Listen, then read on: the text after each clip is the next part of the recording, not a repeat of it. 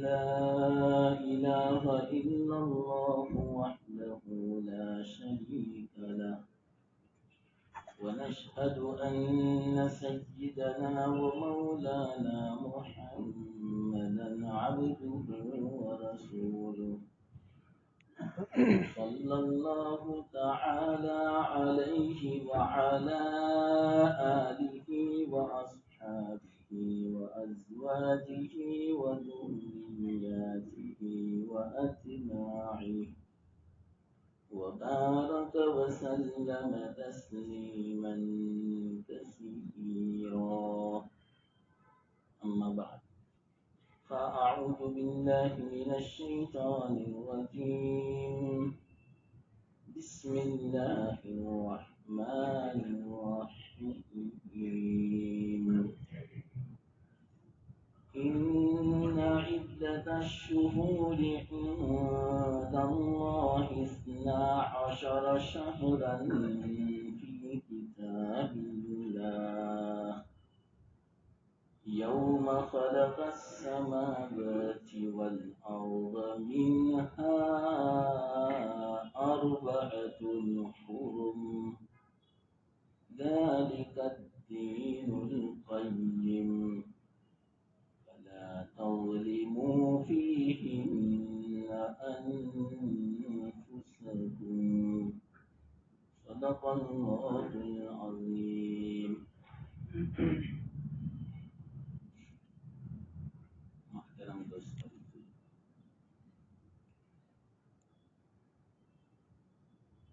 موقع اور محل کی نسبت سے یہ آیت میں نے تلاوت کی اور ہمارے قاری صاحب امام صاحب ان کی بھی رائے عالی یہ تھی کہ آج کی مجلس میں کچھ محرم کے بارے میں آپ اور نئے سال کے بارے میں کچھ احادیث میں جو اس کے بارے میں آیا ہے اس کا تذکرہ ہو جائے تو بہت مناسب ہوگا. میرے دل نے بھی گواہی دی کہ یہی مناسب لگتا ہے. آج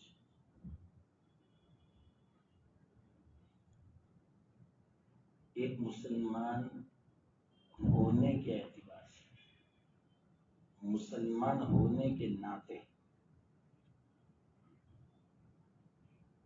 بعض مسائل اور بعض باتوں کا جاننا ضروری ہے. ناواقف ہونا یہ گویا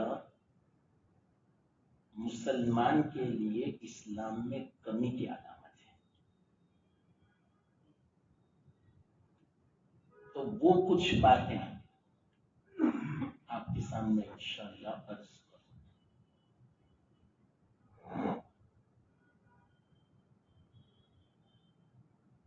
شعائر اسلام میں سے، شعائر کسے کہتے ہیں پتہ؟ اسلامی علامت، مسلمان ہونے کی علامت. جیسے آپ نے دیکھا، آپ سکھ کو دیکھو گے فوراً فیصلہ کر لو گے یہ سکھ برادری کا آدمی. کوئی بھی ہو ان کا، چاہے نوجوان ہو، ادھیر عمر کا ہو، بوڑھا ہو، آپ فیصلہ کر لو کہ یہ سکھ برادری کا سردار جی. لیکن آج ہر مسلمان نوجوان اور بوڑھے سے آپ فیصلہ نہیں کر سکو گے کہ یہ مسلمان ہے. ہاں بات ہے، لیکن ہر ایک سے. اور اکثر، بعض بھی نہیں، اکثر ہمارے نوجوان ایسے ہیں کہ جن کو دیکھ کر کوئی فیصلہ نہیں کر سکتا یہ مسلمان نوجوان ہے.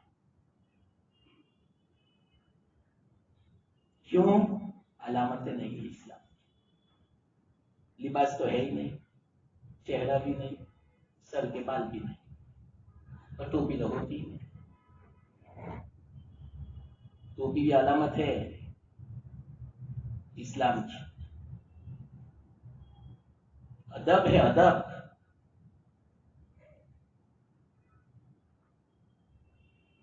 تو اسی طرح شعائر اسلام، اسلامی علامت، جس کو ہم اپنی زبان میں یونیفارم بولتے ہیں، یہ یونیفارم ہے. اس کا پتہ چل جاتا ہے یہ بچہ کون سی اسکول میں پڑھتا ہے، لباس سے، یونیفارم. تو اسی طرح ہر آدمی کا ایک یونیفارم ہے، پتہ چلتا ہے یہ مسلم ہے کہ غیر مسلم ہے.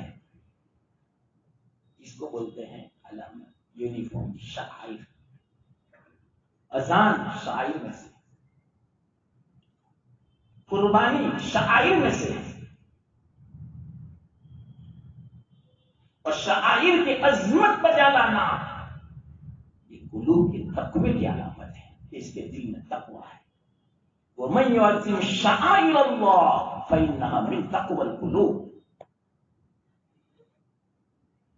علامت سے پتہ چل جاتا ہے یہ آدمی متقی، اس کے دل میں اللہ کا خوف ہے. شعائر کو معمولی مت سمجھو. تو شعائر میں سے ایک ہے اسلامی تاریخ کا یاد رکھنا. شعائر علماء نے فرمایا.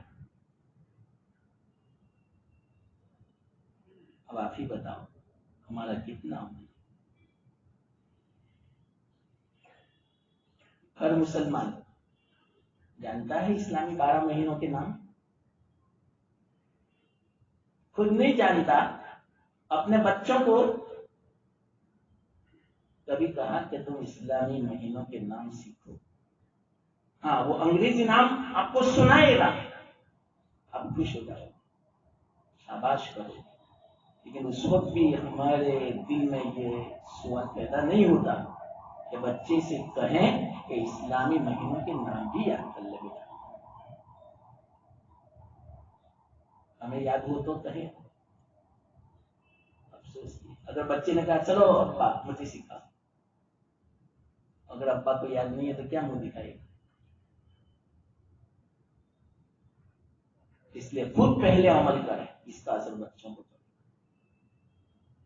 چاہے بچہ 2 دن کا کیوں نہ ہو، علماء نے لکھا ہے،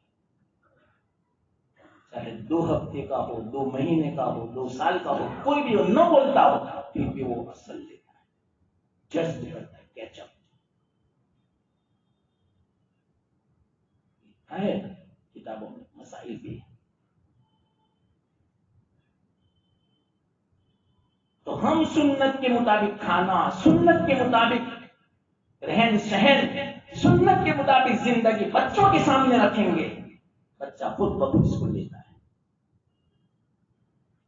عکس کرتا ہے.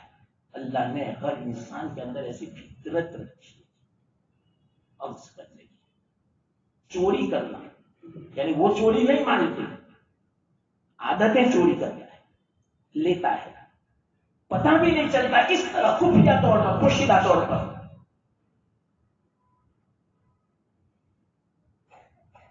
تو ہم بھی خود سیکھیں مہینوں کے نام، اسلامی تاریخ، اسلامی سن، بچوں کو بھی سکھائے.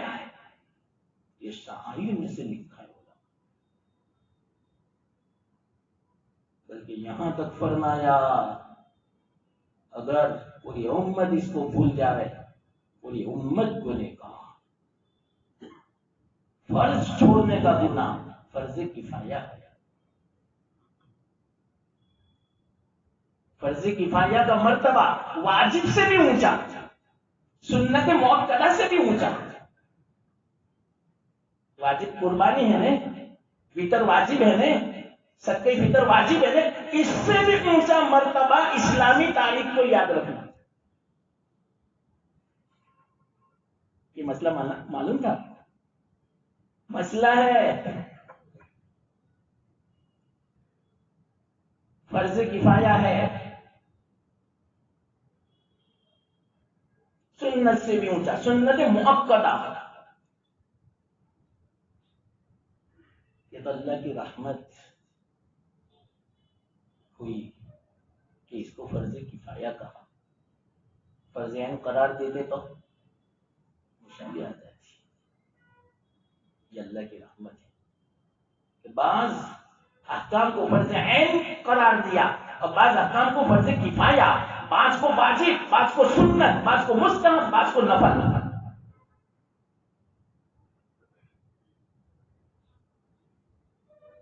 یہ جس طرح حدیث آتی ہے، قرآن کا حکم آتا ہے، اس اعتبار سے فیصلہ ہوتا ہے کہ فرض ہے کہ کیا ہے. یہ آپ کو نہیں سمجھ میں آئے گا، اس لیے میں آپ کو نہیں سمجھ آتا کہ فرض کہاں ہوتا ہے، حرام کہاں ہوتا ہے، واجب کہاں ہوتا ہے. صرف اشارہ کر دو، آپ یہ نہ سمجھے کہ وہ کیا ہوگا، وہ اصطلاح آپ نہیں سمجھو گے. جو بات نص صریح سے ثابت ہو، جس کو قطعی ثبوت کہتے ہیں، اور اس کی دلالت میں کوئی دوسرا احتمال نہ ہو، جس کو قطعی دلالت بولتے ہیں. تو جو حکم قطعی ثبوت ہو، قطعی دلالت ہو، وہ حکم فرض ہوتا ہے. آپ نہیں سمجھ، اس کے لیے مستقل وقت چاہیے اور آپ کو جاننے کی ضرورت بھی. یہ عالم اور طالب علم جو ہوتا ہے نا، اس کے لیے بس آپ کو ایک بات میں کہوں، آپ کو صرف اتنا جاننے کا، اپنے جس پر بھروسہ ہو، اعتماد ہو جس عالم پر. دیکھو میں جو الفاظ بولتا ہوں معمولی مت سمجھنا، آج کل کے حالات کے اعتبار سے میں بولتا ہوں. آپ کو جس پر اعتماد ہو وہ جو کہے اس کو لبیک کہو. اب شب میں مبتلا نہ ہو، گوگل دیکھ کر، واٹس ایپ دیکھ کر کہ فلانا عالم ہم کہہ رہے ہیں، کنفیوز ہو جاؤ گے، مذبذب ہو، تذبذب میں مبتلا ہو جاؤ گے، شک میں مبتلا ہو جاؤ گے. نہ ادھر کے رہو گے نہ ادھر کے، نہ عمل کر سکو گے، کچھ نہیں. ایک شک پیدا ہو جائے گا. اس لیے یاد رکھنا، یہ علمی باتیں ہیں، اندر میں مت جاؤ. اب میں آپ کو سمجھاؤں بھی نہیں سمجھ میں آئے گا. ایک بات میں نے کہی، جو قطعی ثبوت ہو، قطعی دلالت ہو، یہ فرض. اور جس سے اللہ نے منع فرمایا، منع کرنے کا حکم قطعی ثبوت ہو، قطعی دلالت ہو، وہ حرام ہے. اور اگر وہ قطعی ثبوت ہو، ظنی دلالت ہو، وہ مکروہ تحریمی ہے. کیا سمجھو گے آپ؟ یہ اصطلاح ہے، اور اصطلاح میں لا مناقشہ، لا مناقشہ فی الاصطلاح. اور جو ظنی ثبوت ہو، ظنی دلالت ہو، اس سے جو بات ثابت ہوتی ہے وہ مستحب، واجب نہیں، فرض بھی نہیں. بہت سب اس طرح کی اصطلاح، بس میں نے ایک اشارہ کر دیا کیونکہ یہ معلوم آج کل کے نوجوان اکثر فتنے میں پھنس جاتا ہے اور یوں کہتا ہے کہ یہ فرض، واجب، سنت، نفل، فرض عین، فرض کفایہ، یہ کہاں ہے قرآن حدیث میں؟ بھائی تمہیں کیا سمجھ میں آ رہا ہے؟ جو سوال کرنے والا اس کو بھی نہ سمجھ میں آ رہے ہیں، معاف فرمانا، میں تو صاحب کہہ دیتا ہوں، اکثر یہ فتنے اہل حدیث چھوڑتے ہیں. بس یاد رکھنا، ان سے دور رہو. چاہے وہ آدمی آمنے سامنے ہو، چاہے موبائل ہو، چاہے واٹس ایپ ہو، چاہے گوگل ہو. وہ یوں کہتے ہیں یہ ضعیف حدیث ہے، یہ ایسی ہے. تمہیں کیا پتا کہ کون سی حدیث قابل استدلال ہے؟ تمہیں نہیں پتا. بس آپ کو جس عالم پر اعتماد، اس نے جو کہا، اللہ کے نام آنکھیں بند کر کے عمل کرو. انشاءاللہ العزیز کوئی آپ کا جو معتمد جو عالم ہوگا وہ غلط رستہ نہیں دکھائے گا. وہ آپ کو عمل خود بھی نہیں کرے گا، آپ کو کرنے بھی نہیں دے گا. سن لینا، یہ فتنہ ہے. خود تو عمل نہیں کرے گا، آپ کو کرنے بھی نہیں دے گا. نماز پڑھتا کوئی ہو جائے گا نہیں تو کیا کہے گا؟ سورہ فاتحہ نہیں پڑھتا اس لیے تیری نماز صحیح نہیں. جو نماز نہیں پڑھتا اس کو دعوت نہیں دے گا کہ تو نماز پڑھتا ہو جا. ہاں، جو نماز کا پابند ہوگا اس کو کیوں کہے گا تیری نماز صحیح نہیں؟ یہ فتنہ ہے. اس لیے مت آؤ فتنہ. بس یہ میں مختصر کہہ دیا، بات آ گئی. بس کہتے ہیں کہ ضعیف ہے، یہ ہے وہ ہے. تمہیں کیا پتا کہ کس حدیث سے استدلال کر سکتے ہیں؟ ان کو بھی بیچاروں کو پتا نہیں. بھائی ضعیف حدیث مختلف سند سے اگر ثابت ہو جائے، مختلف طرق سے اگر ثابت ہو جائے تو وہ ضعیف حسن بن جاتی ہے. اور دوسری بات، ضعیف حدیث سے اگر کوئی فضیلت ثابت ہو اور وہ فضیلت قرآن حدیث سے اصول سے اگر جو ثابت ہوتی ہو، مثال کے طور پر نماز کے بڑے فضیلتیں ہیں بابا سننا، یہ اصول کی میں بات بیان کرتا ہوں، بیچ میں آ گئی اس لیے. نماز کی بڑی فضیلتیں ہیں، تو نماز کے بارے میں اگر کسی حدیث میں ضعیف حدیث آ جائے وہ قابل قبول ہے، یہ محدثین کا اصول ہے. ان کو کیا پتا بیچاروں کو کہ اصول کیا ہے؟ ان کو تو صرف 8 حدیثیں معلوم ہیں. یہ بھی میں آپ کو ساتھ کہتا ہوں، 8 مسئلے معلوم ہیں، 20 حدیث ہیں بس، اور وہ ہمیں تانا دیتے ہیں. 8 مسئلے ہیں، رفع یدین کرو، ٹوپی مت پہنو، پیر چوڑا کرو، ہاتھ ایسا باندھو. آپت بتاؤ کیسی نماز لگتی ہے؟ ادب والی لگتی ہے؟ اتنا بھی ادب لگتا ہے.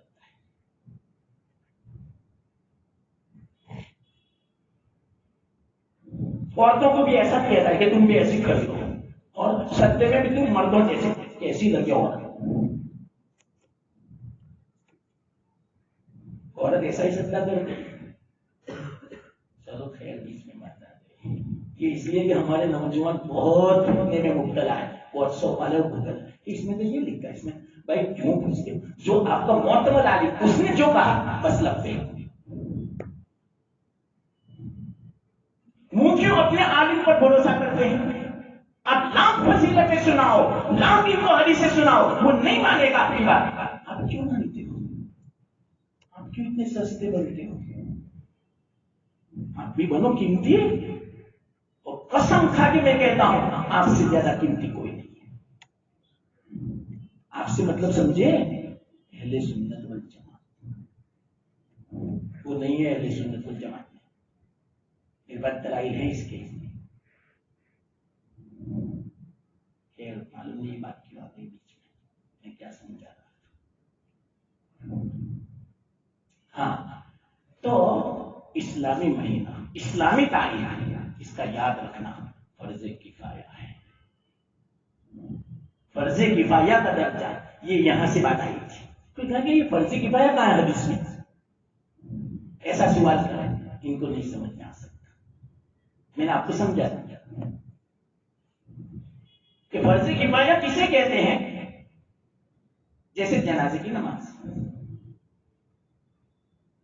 بعض محلے والے اگر نماز جنازہ ادا کر لیتے ہیں تو پورے شہر والوں سے وہ فریضہ سامنے ماں.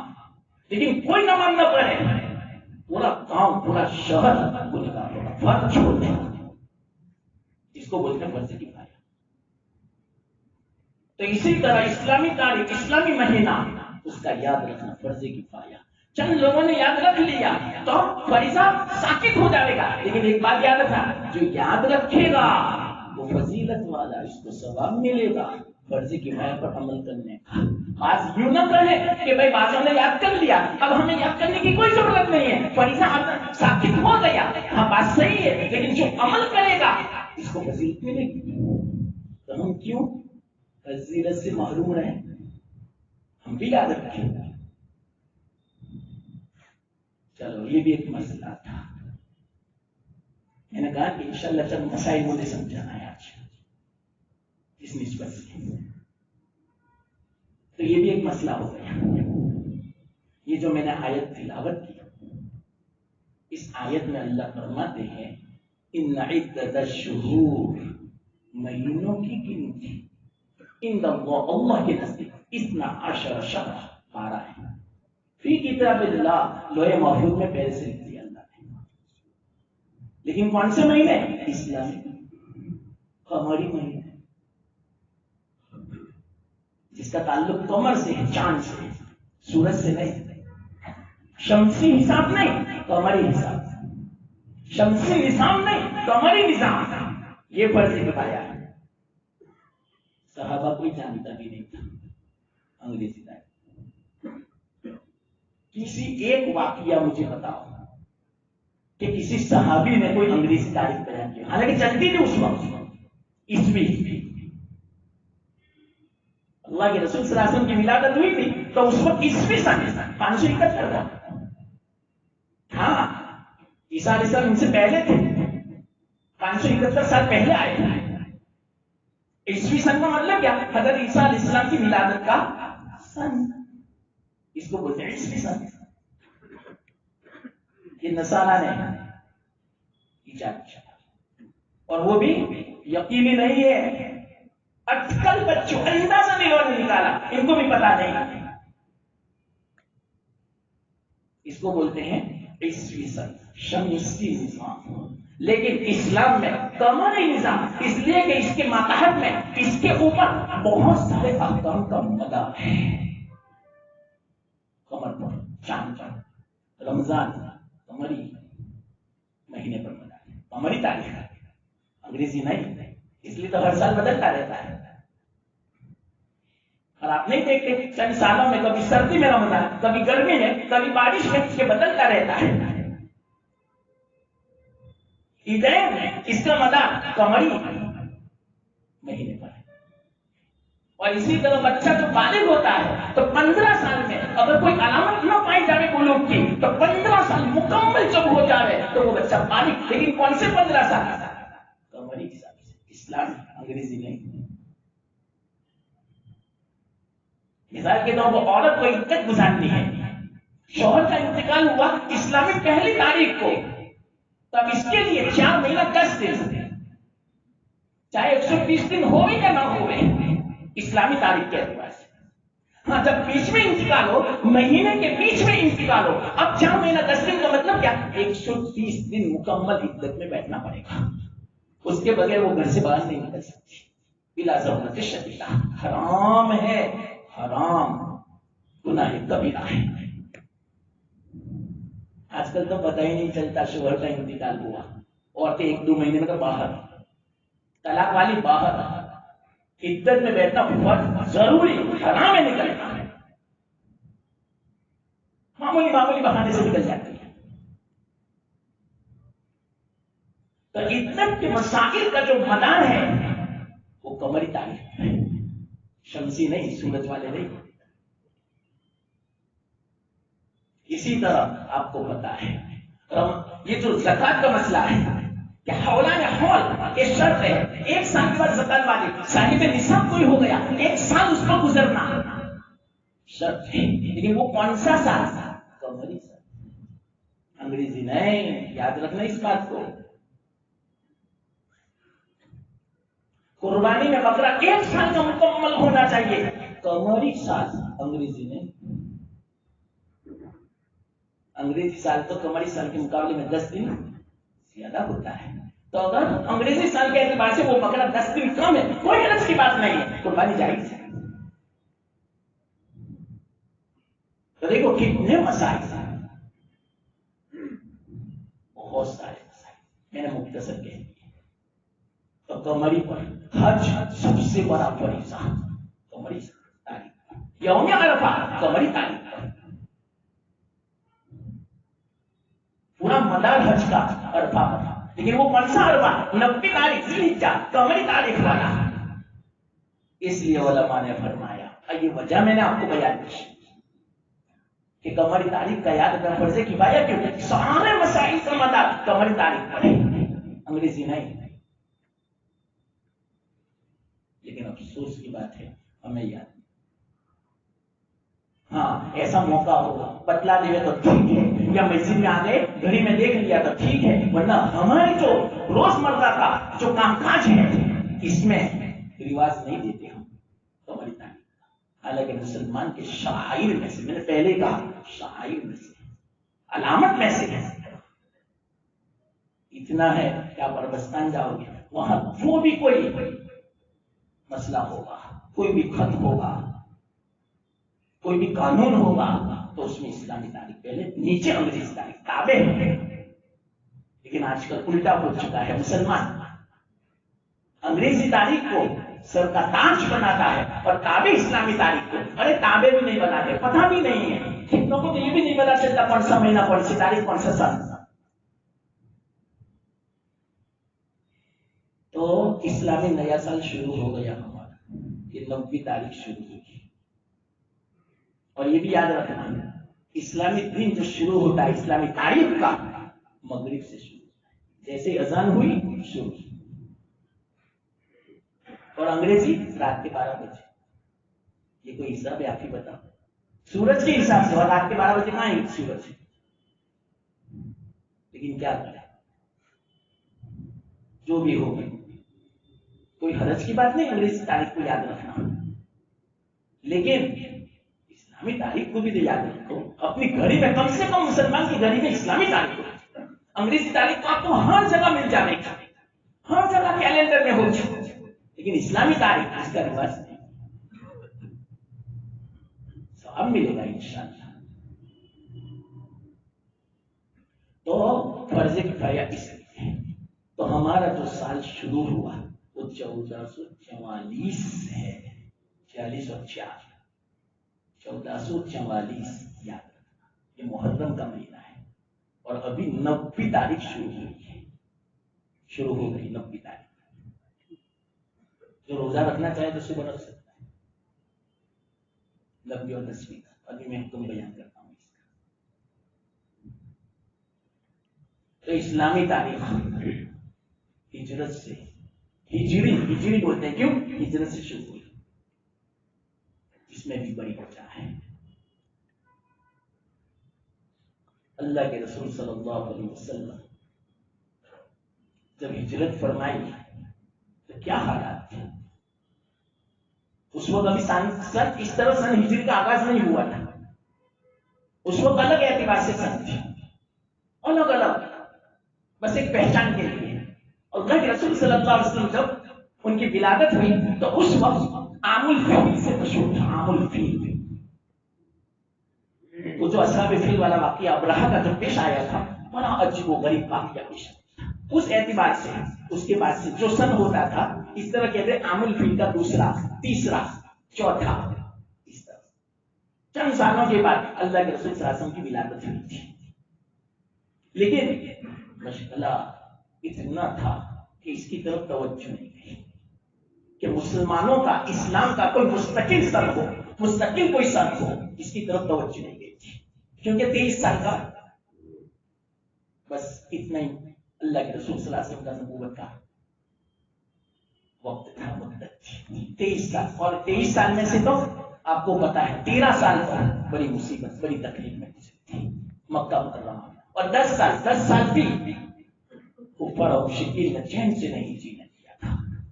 کتنے غزوات ہوئے تھے 10 سال میں، کتنے سریے، 27 تو غزوات، اور سریے کتنے ہوئے تھے، چین سے جینے ہی نہیں دیا مشرکین و کفار نے، اس لیے موقع نہیں ملا اس کی طرف توجہ دینے کا۔ بعد میں حضرت ابو بکر کا زمانہ آیا، اس وقت بھی موقع نہیں ملا، بڑی لمبی تاریخ ہے، تفصیل ہے اس کی، لیکن ایک مجلس میں نہیں ہو سکتی بات۔ پھر حضرت عمر کا زمانہ آیا، حضرت عمر کی جو حکومت تھی کافی وسیع ہو گئی تھی، الگ الگ صوبوں میں، اسٹیٹ میں انہوں نے حاکم اور گورنر بنایا تھا، قائم کیا تھا، اور ہر حکومت کا جو صوبہ تھا ان کو فرامین بھیجتے تھے الگ الگ۔ آپ دیکھیں حضرت عمر کی خلافت، ان کے بارے میں کیا کیا فرامین ہوتے تھے، آدمی دم رہ جاتے ہیں، ایسے اصول اور ایسی باتیں حضرت عمر رضی اللہ تعالیٰ کو خطوط لکھتے تھے اپنے حاکموں کو۔ تو ابو موسیٰ اشعری رضی اللہ تعالیٰ عنہ ان کو یمن کا حاکم بنایا تھا، یمن سے آئے تھے وہ اللہ کے رسول صلی اللہ علیہ وسلم کے زمانے میں۔ تو انہوں نے ایک مرتبہ فرمایا کہ امیر المومنین، آپ کے جو حدود آتے ہیں اس میں آپ کے فرامین ہوتے ہیں تو بڑے مفید، اس میں فرامین ہوتے ہیں، بڑے اہم ہوتے ہیں، لیکن اس کے اندر سن نہیں ہوتی، اس بنا پر اس کے اندر پتہ نہیں چلتا کہ کون سا خط، کون سا فرمان آپ کا پہلے ہے، کون سا فرمان بعد میں ہے، تو اس کے لیے کوئی سن مقرر ہونا چاہیے، اس کا مشورہ ہو جانا چاہیے۔ ابو موسیٰ اشعری رضی اللہ تعالیٰ نے اس طرح حضرت عمر کے سامنے بات رکھی، حضرت عمر نے فرمایا بالکل صحیح بات ہے، اس کا مشورہ ہو جانا چاہیے۔ بڑے بڑے اجلہ صحابہ کو جمع کیا، حضرت علی، حضرت عثمان، حضرت ابو موسیٰ اشعری، حضرت عبدالرحمن بن عوف وغیرہ بڑے بڑے صحابہ کو جمع کیا اور فرمایا ابو موسیٰ اشعری نے جو رائے پیش کی، جو بات پیش کی، یہ بالکل مناسب ہے، اس کے بارے میں مشورہ ہو جانا چاہیے کہ ہماری اسلامی جو سن ہے اس کا آغاز کس سے کریں. کیوں آج تک تو ہم عام الفیل سے کرتے ہیں اور اسی طرح نبوت سے کرتے ہیں کہ نبوت ملنے کو اتنے سال ہو گئے، لیکن اس کے لیے کوئی مشورہ ہو جائے. بڑے بڑے صحابہ بیٹھے، مشورے میں 4 باتیں آئی. یہ مختصر میں کہوں 4 باتیں آئی. کسی نے کہا آپ کی بعثت اور نبوت جو ملی اس سے سن ہجری کا آغاز کیا جائے. کسی نے کہا آپ کی ولادت سے ہونی چاہیے، کیوں ولادت سے پوری دنیا میں بہار آ گئی. تو اسلامی سائنس اس کی ابتدا ولادت سے ہو گئے تو پوری دنیا میں بہار آ جائے گی. کسی نے یہ مشورہ کیا. کسی نے کہا آپ کی وفات کا جو واقعہ ہے بڑا عظیم حادثہ پیش آیا، اس سے اسلامی سائنس کا آغاز ہو گئی. کسی نے کہا ہجرت سے آغاز ہوا، اس لیے کہ ہجرت کے بعد ہی سے اسلامی حکومت کی بنیاد پر اسلام و کفر میں فرق کا پتہ چلا اور اسلام پر مسلمان آزادی سے عمل کرنے لگے ہجرت کے بعد. ورنہ پہلے مغلوب تھے، دبے ہوئے تھے، صحیح معنوں میں اسلامی احکام پر عمل نہیں کر سکتے تھے. نماز بھی پڑھنا ہوتی تھی تو وہ ڈر کے مارے چھپ چھپ کے وہ نماز پڑھتے تھے. اور اسی طرح ایک اسلامی حکومت کی ایک نئی بنیاد ڈالی گئی ہجرت کے بعد. اور ہجرت کے بعد عجیب و غریب واقعات پیش آئے. فتح مکہ ہوا، غزوہ بدر ہوا، فتح مکہ ہوا، یوم الفتح، یہ سب کچھ ہجرت کی برکت سے ہے. بہت ساری باتیں آئی. حضرت عمر نے فیصلہ فرمایا کہ ولادت سے مناسب نہیں لگتی. غور سننا، ایک مسئلہ سنانا اس لیے میں یہ بولا. حضرت عمر نے فرمایا ولادت سے سن کا آغاز مناسب نہیں، اس لیے کہ ولادت کا جو وقت ہوتا ہے یہ خوشی کا وقت ہوتا ہے. آدمی عام طور پر کھیل کود میں لہو لعب کے اندر ولادت کے وقت مبتلا ہو جاتا ہے، بہت خوش ہوتا ہے اور خوشی کے اندر آدمی کتنے اللہ کے احکامات کو بالائے طاق رکھ دیتا ہے اور کتنا آپے سے باہر ہو جاتا ہے. اور دوسری بات ولادت سے ابتدا کرنے میں نصارہ کی مشابہت ہے. عیسیٰ علیہ السلام کی ولادت سے نصارہ نے اسلامی سن ان کی سن کا آغاز کیا. تو نصارہ کی سن مشابہت ہے اور نصارہ کی سن مشابہت بالکل مناسب.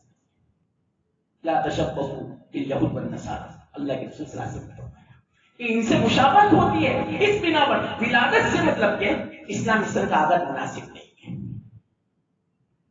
برتھ ڈے منانا اس سے یہ نکلا بالکل مناسب نہیں. منع فرمایا. لہو لعب کے اندر مبتلا ہو جاتا ہے، اس کے اندر کھیل کود کے اندر مبتلا ہو جاتا ہے، خوشی میں آپے سے باہر ہو جاتا ہے، اس لیے مناسب نہیں. اور وفات سے یہ بھی مناسب نہیں، اس لیے کہ وفات کا جو واقعہ ہے آپ کو بڑا حادثہ ہوا، یہ غم کا واقعہ ہے. اور اللہ کے رسول صلی اللہ علیہ وسلم نے فرمایا بار بار غم کو تازہ نہ کیا کرو، اس لیے وفات سے بھی آغاز مناسب نہیں. اور دوسری بات کہ جب غم کو تازہ کرو گے اس سے آدمی بزدل بن جاتا ہے، بہادر نہیں رہتا. غم جب تازہ ہوگا تو آدمی بزدل بن جائے گا، کمزور بن جائے گا. غم کی بنا پر وہ یاد جب واقعہ آئے گا تو فوراً جو بہادری جو ہے وہ ختم ہو جائے گی. یہ مشہور تھا اس زمانے میں. ایک مختصر بات کیا ہے، جس وقت بدر میں 70 کفار مارے گئے اور 70 کفار قیدی بنائے گئے، تو جیسے ابو سفیان مکہ میں پہنچے پورا مکہ غم کے اندر چھا گیا تھا. پورے مکہ میں ماتم تھا. کوئی گھر ایسا نہیں تھا کہ اس گھر اس خاندان میں سے ایک نوجوان قتل نہ ہوا. رونا دھونا، ماتم، سینہ پھوٹنا، یہ سب پورے مکہ میں ہو گیا تھا. ابو سفیان اس میں سردار تھی. انہوں نے کہا پورے مکہ میں اعلان کیا کوئی غم نہ مناوے، ہمارے شہیدوں کا کوئی غم نہ مناوے. آج کے بعد خبردار اگر جو مجھے پتا چلا کہ کوئی غم مناتا ہے، ماتم کرتا ہے، روتا ہے، ایسا بالکل نہ کرے. کیوں معلوم؟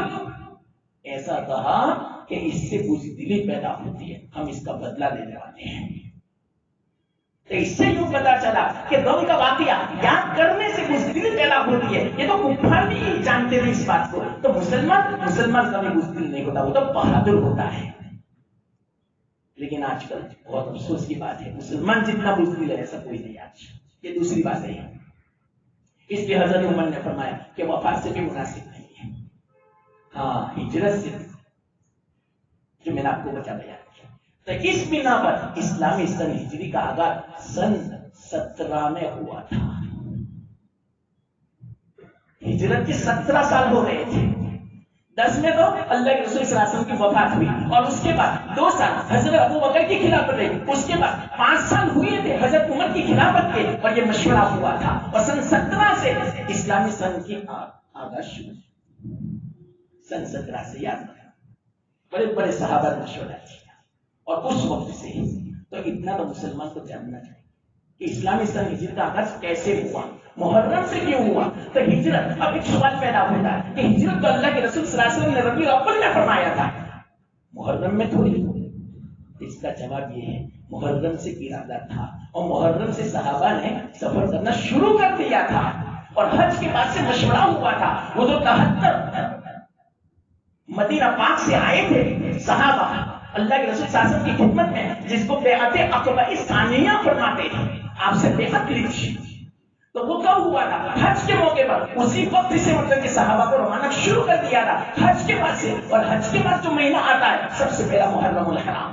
ہاں اتنا ہے کہ اسلامی سن ہجری جب محرم سے اور اسلامی سن کا جب آغاز ہوا تو اس سے پہلے مہینے کا آغاز تو محرم ہی سے تھا, لیکن سن کا ابھی مشورہ نہیں ہوا تھا. تو محرم ہی پہلا مہینہ تھا. جب سے اللہ تعالیٰ نے 12 مہینے پہلا فرمائے, قرآن میں 12 مہینے پہلا فرمائے اور یہ کتاب اللہ میں ہے, لوح محفوظ میں ہے. یوم خلق السماوات والارض, جب سے آسمان اور زمین کو پیدا فرمایا اس وقت سے 12 مہینوں کی گنتی ہے ایک سال کی. منہا اربعۃ حرم, ان میں سے 4 مہینے حرمت والے ہیں یعنی عظمت والے, برکت والے, مبارک. وہ 4 مہینے کون سے؟ سب سے پہلا مہینہ یہ محرم کا مہینہ, عظمت والا ہے, برکت والا ہے, احترام والا ہے.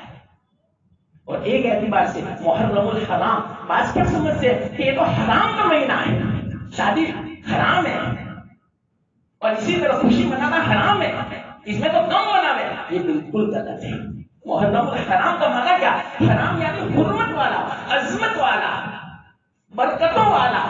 ہاں اس کے اندر جہاد حرام. اگلے آدم علیہ السلام سے لے کر اللہ کے رسول صلی اللہ علیہ وسلم تک جو زمانہ تھا اگلے امتوں کا, ان کے لیے جہاد حرام تھا. اس بنا پر بھی اس کو حرام کہتے ہیں, لیکن ایک حرام کا معنی محترم کا مہینہ ہے, بڑا عظمت والا. اس لیے کہ اس مہینے کو اللہ تعالیٰ نے اپنی طرف نسبت فرمائی.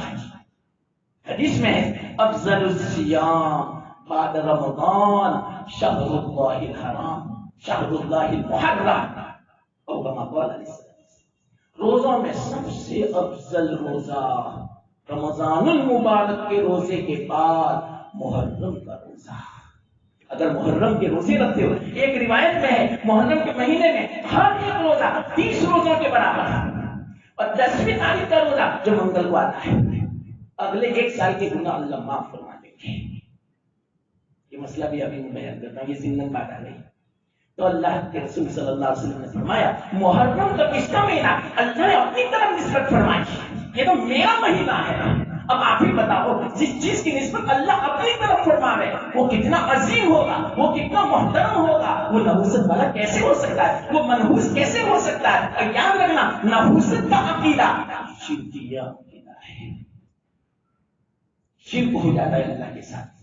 کیوں؟ نحوست کا معنی کیا ہے کہ اس میں کوئی برکت نہیں ہے, اس میں نقصان ہوگا. اگر شادی کی تو یہ شادی زیادہ دیر تک نہیں چلے گی, لڑائی جھگڑے پیش آئیں گے, طلاقیں پیش آئیں گی. اس بنا پر محرم کے مہینے میں نکاح مت کرو, شادیاں مت کرو. یہ عقیدہ بنتا ہے شیعہ لوگوں کا, جو سنیوں کے دشمن ہے, خطرناک دشمن. یہود النصارہ کے ایسے دشمن نہیں ہے جتنے وہ دشمن ہیں, لیکن ہمارے بعد مسلمانوں نے ان کا طریقہ اپنایا ہے. بڑی تفصیل ہے, آتے الحمدللہ یاد آتی ہے, کافی وقت چاہیے اس کو سمجھانے کے لیے. جتنے بھی بدعتیں ہیں شیعہ لوگوں سے لیے, ماتم ہو, تعزیہ ہو,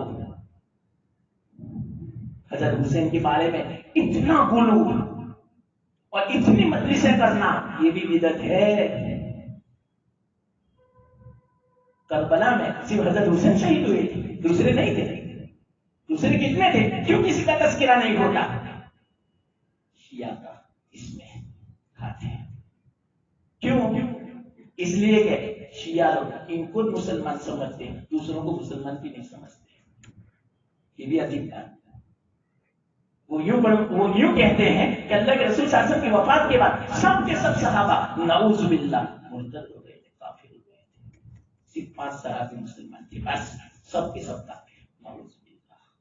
کتنا خطرناک عقیدہ ہے. تو وہ نحوست والا سمجھتے ہیں اس مہینے کو، وہ منحوس سمجھتے ہیں، تو ہم مسلمان بھی اس کو منحوس سمجھیں گے. یہ تو شیعہ بھی سمجھتے ہیں. اور یاد رکھنا، منحوس سمجھنا یہ شرکیہ عقیدہ ہے. بالکل یہ دماغ میں سے نکال دو. یہ بدفعلی ہے گویا، اور بدفعلی یہ شرک ہے. کیوں معلوم؟ اس بنا پر اس کو ہم نے منحوس سمجھا، نحوست والا سمجھا، بے برکتی والا سمجھا، نقصان والا سمجھا، تو ہم نے زمانے کو نقصان والا سمجھا. حالانکہ جو کچھ مطلب کہ نفع نقصان کا مالک اللہ ہے، زمانہ نہیں ہے، وقت نہیں ہے، کسی کے قبضے میں اللہ نے نفع نقصان نہیں رکھا. نفع نقصان کا مالک اللہ ہے، زمانہ نہیں، مہینہ نہیں، کوئی دن نہیں. یہ 10 کے 10 دنوں کو اتنا منحوس سمجھتے ہیں کہ وہ کاروبار بھی نہیں کرتے اور غم مناتے ہیں، زبردستی روتے ہیں، زبردستی اپنا سینہ پھوٹتے ہیں، کالا لباس پہنتے ہیں.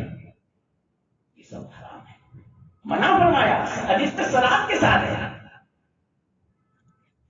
تو منحوس سمجھنا اس کا معنی کیا؟ نقصان سے. تو زمانے کو نقصان کا مالک سمجھا، حالانکہ نقصان کا مالک اللہ ہے، نفع کا مالک اللہ ہے. اس بنا پر اس کو شرک کیا تھا. تو یہ منحوس کیسے ہوتا؟ اللہ خود فرماتے ہیں منہا اربعۃ حرم، یہ 12 مہینوں میں سے 4 مہینے حرمت والے ہیں، عظمت والے ہیں، برکت والے ہیں. وہ 4 مہینے کون سے؟ سب سے پہلا مہینہ محرم کا، اور 3 دوسرے مہینے کون سے؟ اس سے پہلے جو مہینہ گیا ذی الحجہ کا، اور اس سے پہلے جو مہینہ گیا ذی قعدہ کا، اور چوتھا مہینہ کون سا؟ رجب کا مہینہ. یہ 4 مہینے حرمت والے، اللہ نے حرمت رکھی، محترم بنایا. اللہ کو اختیار ہے جس کو فضیلت ہے. اللہ نے جمعہ کے دن کو جس طرح فضیلت دی دوسرے ایام میں، اللہ نے مہینوں میں رمضان کو فضیلت دی. اعمال کے اندر 5 وقت کی نماز کو جماعت کے ساتھ پڑھنے کو سب سے زیادہ اونچا اور فضیلت والا عمل ہے. یاد رکھنا اس بات کو. حضرت عباس رضی اللہ تعالیٰ عنہ سے ایک آدمی نے سوال کیا کہ حضرت 3 سوال ہیں، مجھے اطمینان نہیں ہوتا، آپ اطمینان بخش جواب دیں، کیونکہ اللہ کے رسول صلی اللہ علیہ وسلم کے خاندان سے آپ کا تعلق ہے، بنو ہاشم میں سے، تو آپ کو اس کا جواب کا علم ضرور ہوگا. فرمایا سب سے بہترین دن کون سا، سب سے بہترین مہینہ کون سا، سب سے بہترین عمل کون سا؟ یہ 3 سوال. حضرت عباس نے فرمایا سب سے بہترین دن جمعہ کا. فضیلت ہے اس کا مستقل بیان ہے. سب سے بہترین اور افضل مہینہ رمضان کا، سب سے بہترین عمل 5 وقت کی نماز اپنے وقت پر تکبیر اولیٰ کے ساتھ. چند دنوں کے بعد اس آدمی کی ملاقات حضرت علی سے ہوئی. حضرت علی سے کہا کہ میں نے عباس رضی اللہ تعالیٰ عنہ سے یہ 3 سوال کی، انہوں نے یہ 3 جواب دیے. حضرت علی اب فرماتے ہیں پوری دنیا کے علماء، حکماء، اوکلا جمع ہو جاوے، ایسا جواب کوئی نہیں دے سکتا جو حضرت عباس نے دیا. عائد ہو گئی حضرت علی کی. لیکن حضرت علی فرماتے ہیں ایک بات میں اپنی طرف سے کہتا ہوں، نئی بات. تو کہا کہو کہ وہ جو جواب دیا بالکل صحیح ہے. میں یوں کہتا ہوں سب سے بہترین مہینہ وہ ہے جس مہینے میں انسان کو سچی وقت کی توبہ کی توفیق ملی ہو. یہ سب سے بہترین مہینہ ہے اس کے لیے. سب سے بہترین عمل، حضرت عباس نے 5 وقت کی نماز کہا، میں اس میں اضافہ کرتا ہوں سب سے بہترین عمل وہ ہے جس کو اللہ قبول کرے. بالکل صحیح فرمایا. سونے پہ سہاگا لگا دیا حضرت علی نے، نور پہ نور لگا دیا، نور علی نور. اور سب سے بہترین دین کون سا؟ حضرت عباس نے جمعہ کہا، لیکن میری طرف سے اضافہ یہ ہے سب سے بہترین دین وہ ہے جب آدمی اپنے اللہ سے ملنے کے لیے جاوے تو اس کا دل نور ایمان سے منور ہو، ایمان کی حالت میں اس کا خاتمہ ہو۔ اس سے بہترین دین دنیا میں کوئی نہیں۔ اتنا عجیب، اتنا بھی ہمیں تو یاد رہ جا رہا ہے ہماری مجلس کا عمل ہو جا رہا ہے، صرف یاد نہیں عمل۔ تو اسلام میں کوئی منحوس دن نہیں، کوئی منحوس مہینہ نہیں ہے، یہ عقیدہ شیعہ لوگوں کا ہے اور کمزوروں کا زمانے جاہلیت کا عقیدہ ہے۔ بڑی تفصیل ہے، آپ حدیث پڑھے تو آپ کو پتا چلے، کوئی دن منحوس نہیں ہے۔ ہاں ایک بات سن لو، یاد رکھنا پوری زندگی، منحوس کیا ہے معلوم؟ انسان کا خود کا عمل اگر وہ گناہ میں مبتلا ہے یہ منحوس ہے، اور مبارک کیا انسان کا خود کا عمل نیک عمل کی توفیق مل جائے، اس سے مبارک کوئی عمل نہیں۔ اور منحوس گناہ سے منحوس کوئی زیادہ نہیں، تو یہ اس کے لیے منحوس ہے۔ اگر اسلام میں منحوس دن ہوتا تو اللہ ہفتے میں سے کوئی دن ایسا نہیں ہے کہ جو مبارک ہو۔ قرآن میں ہے یہ تو، قوم عاد پر جب عذاب آیا،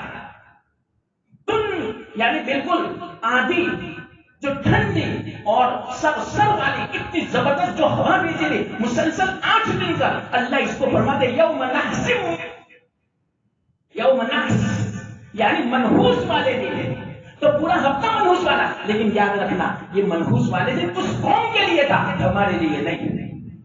جس قوم کی بربادی آئی، جس قوم نے اپنے نبی کی بات نہیں مانی اور کفر کیا، ان کا مقابلہ کیا اللہ کا، ان کے لیے منحوس، دوسروں کے لیے منحوس نہیں ہے۔ اگر یہ منحوس کا عقیدہ ہوتا کوئی دن مبارک نہ ہوتا، کوئی مہینہ مبارک نہ ہوتا، لیکن ایسا نہیں ہے۔ تو یہ عقیدہ نہ رکھیں، یہ ضروری ہے اس کا جاننا۔ کیوں؟ یہ اس کے ماتحت میں ہے، منہا اربعۃ حرم، 4 مہینہ حرمت والے ہیں، عظمت والے ہیں، مبارک ہے۔ اللہ نے کسی کو منحوس نہیں بنایا۔ علماء نے فرمایا اس کے ماتحت میں یہ 4 مہینہ حرمت والے، اس کا مطلب یہ ہے ان 4 مہینوں میں جو نیک عمل کرتا ہے اللہ اس کی برکت سے پورا سال اس کو نیک عمل کی توفیق عطا فرما دے، اور جو گناہوں سے بچتا ہے ان 4 مہینوں میں اللہ پورا سال گناہوں سے اس کو بچاتا ہے۔ یہ تو میں نے مختصر اسلامی سن کے بارے میں سمجھایا۔ میں نے کہا ہے مسلمان ہونے کے ناطے اتنا تو جاننا ضروری ہے، یاد رکھنا اس بات کو۔ اب میں مختصر میں دوسری بات کیا ہے، یہ جو محرم کا مہینہ ہے اس میں 10ویں تاریخ جس کو یوم عاشورہ بولتے ہیں، یعنی 10ویں عاشورہ یعنی 10ویں تاریخ، یہ منگل کو آنے والا ہے۔ یہ دیکھیں اس کی بڑی فضیلت ہے۔ آپ اس سے اندازہ لگاؤ رمضان کے روزے فرض نہیں تھے مکہ میں، تو اس وقت عاشورہ کا روزہ فرض تھا۔ علماء فرماتے ہیں جو روزہ پہلے فرض ہو پھر اس کی فرضیت منسوخ ہو جائے، ختم ہو جائے، پھر بھی مسلم کا روزہ رکھنا نفلی سب سے زیادہ مستحب ہے، مستحسن ہے دوسرے نفلی روزوں کے مقابلے میں، کہ جو پہلے فرض تھا پھر بعد میں وہ نفلی ہوا، تو وہ محرم کا یہ 10ویں تاریخ کا روزہ ہے۔ تو 10ویں تاریخ کا روزہ یہ منگل کو آنے والا ہے، تو یہ حکم ہے حدیث میں۔ بس 2 ہی حکم ہے محرم کے بارے میں، 2 ہی حدیث ہیں۔ ایک تو کیا حدیث کہ 10ویں محرم کو روزہ رکھو، اللہ کے رسول صلی اللہ علیہ وسلم روزہ رکھتے تھے۔ جس وقت مدینہ تشریف لائے وہاں پتہ چلا یہود رہتے تھے، وہ بھی 10ویں تاریخ کا روزہ رکھتے تھے۔ اللہ کے رسول صلی اللہ علیہ وسلم نے فرمایا یہ یہود کیوں روزہ رکھتے ہیں؟ تو صحابہ نے فرمایا کہ اس لیے روزہ رکھتے ہیں کہ اس دن میں حضرت موسیٰ علیہ السلام کو فرعون سے، بنی اسرائیل کو اور موسیٰ علیہ السلام کو فرعون سے نجات عطا فرمائی تھی، اور بحر کلثوم سے صحیح سلامت ان کو اس پار کر دیا تھا اور فرعون کو غرق کر دیا تھا۔ اس خوشی میں اس دن کو وہ روزہ بھی رکھتے ہیں اور تہوار والی عید جیسا مناتے ہیں۔ تو فرمایا اچھا ہم ان سے بھی زیادہ حقدار موسیٰ علیہ السلام کے ہم ہیں، ہم صحیح معنوں میں موسیٰ علیہ السلام کو مانتے ہیں، وہ کہاں مانتے ہیں؟ اس میں بڑی تفصیل ہے کہ وہ کیسے نہیں مانتے، بس صرف نام کے ہیں یہود، ورنہ صحیح معنوں میں جو تعلیم ہے تورات کی موسیٰ علیہ السلام جو دن کو لے اس پر وہ عمل نہیں کرتے تھے۔ تو اللہ کے رسول صلی اللہ علیہ وسلم نے فرمایا ہم زیادہ حق رکھتے ہیں موسیٰ علیہ السلام سے، اس لیے ہم روزہ رکھیں گے۔ تو آپ نے 10ویں تاریخ کا روزہ رکھا۔ دوسرے سال جب پتا چلا یہ بھی روزہ رکھتے ہیں تو اللہ کے رسول صلی اللہ علیہ وسلم نے فرمایا کہ آئندہ سال اگر میں زندہ رہا تو 10ویں تاریخ کا صرف روزہ نہیں رکھوں گا، بلکہ اس کے ساتھ ایک اور روزہ ملاؤں گا، یا تو پہلا روزہ یا تو بعد والا روزہ، یا تو 90 تاریخ کا یعنی آئندہ کل کا، یا تو بعد والا یعنی منگل کے بعد کا یعنی بدھ کے دن کا، اور اگر تینوں کو روزہ رکھے دونوں نہ لگے۔ یہ تو بہت اونچا عمل ہے، بہت فضیلت والا ہے۔ تو اللہ کے رسول صلی اللہ علیہ وسلم نے فرمایا کہ خالف الیہود، یہود کی مخالفت کرو۔ آپ اس سے اندازہ لگاؤ، اللہ کے رسول صلی اللہ علیہ وسلم عبادت میں مخالفت کا حکم دیا، عبادت میں، روزوں میں بھی ان کی مشابہت اختیار مت کرو، مخالفت کرو۔ تو گناہ کے کام میں ایسی مخالفت کرنی چاہیے؟ آپ ہی بتاؤ۔ یہ جو ہیئر اسٹائل ہے نا، یہ یہود کی اسٹائل ہے۔ آج کل نوجوان مجھے بتاؤ، کوئی ایسا بتاؤ جو سنت کے مطابق اس کے سر کے بال سب یہود کے مطابق۔ گناہ کے کام میں مشابہت، جب عبادت میں مشابہت منع فرمایا تو گناہ کے کام میں اگر کوئی مشابہت اختیار کرتا ہے اس کا وبال کتنا زیادہ ہوگا۔ بس اتنا ہے، اس کا وبال سب سے زیادہ، بس ایک حدیث میں آپ کو مختصر سناؤں، من تشبہ بقوم فہو منہم، جو جس قوم کے ساتھ مشابہت اختیار وہ انہی میں سمجھا جائے گا، کل قیامت کے دن انہی کے ساتھ ان کا حشر ہوگا۔ اب آپ ہی بتاؤ، یہود و نصارہ کا حشر کہاں ہوگا؟ جہنم میں۔ اللہ کے رسول صلی اللہ علیہ وسلم تھوڑی سفارش کریں گے، عرش کا سایہ تھوڑی ملے گا۔ اس میں کیا لطف ملتا؟ کوئی مزہ نہیں، کوئی لطف نہیں، بلکہ صحیح معنوں میں جس کو بصیرت کی آنکھیں دی ہے، صحیح مطلب کہ جو بصارت دی ہے، صحیح ذوق دیا ہے جس کو، صحیح احساس جس کو دیا ہے، واقعیت یہ کیسا لگتا ہے؟ جانور جیسا لگتا ہے۔ معاف فرمانا، مجھ سے تو نہیں دیکھا جاتا، یہ تو فوراً نظر دیجیے، اتنی کراہت ہوتی ہے کہ بس پوچھو مت بدلا۔ آپ کو معلوم نہیں کراہت ہوتی ہے یا نہیں؟ جس کے ایسے بال میں دیکھتا ہوں مسلمان کے، واللہ مجھ سے نہیں دیکھا، کراہت محسوس ہوتی ہے۔ یا اللہ، اس کے بال کیسے؟ کیا اللہ کو منہ دکھائیں گے؟ موت آ گئی تو اللہ کے رسول صلی اللہ علیہ وسلم کو سب سے پہلے منہ دکھانا ہے، معلوم نہیں اللہ کے رسول صلی اللہ علیہ وسلم ان کی طرف دیکھیں گے بھی یا نہیں۔ اور اللہ کے رسول نے جو قبر میں نہیں دیکھا، سمجھو کہ میرا غرق ہو گیا۔ سب سے پہلا موقع قبر کا، اور اتنی خطرناک منزل ہے قبر، سارے منازل جتنے بھی ہیں سب سے زیادہ اگر کٹھن اور خطرناک کوئی منزل ہو، قبر والی منزل ہے۔ اسی منزل میں اللہ کے رسول نے روح انور کو پھیر لیا۔ ہمارے لیے کون سہارا بنے گا؟ نہ دوست آئے گا، نہ بیوی آئے گی، نہ بھائی بہن، نہ ماں باپ، کوئی نہیں آئے گا، کوئی سہارا نہیں ہوگا۔ اس وقت کیا ہوگا؟ کیا مزہ ملا آپ کو اس طرح بال کٹوانے میں؟ تو جب عبادت میں مشابہت کو منع فرمایا تو گناہ میں تو کیسے مشابہت؟ اللہ کے رسول صاحب اللہ اس کو پسند فرمائیں گے۔ ہاں، تو ایک تو یہ عمل ہوا۔ دوسرا عمل میں نے شروع میں کہہ دیا، لوگوں کی باتوں کی طرف توجہ مت دینا۔ لوگ کہتے ہیں کہ ضعیف حدیث، بھائی ضعیف حدیث آپ کو پتا بھی ہے، اس کے اصول معلوم ہے؟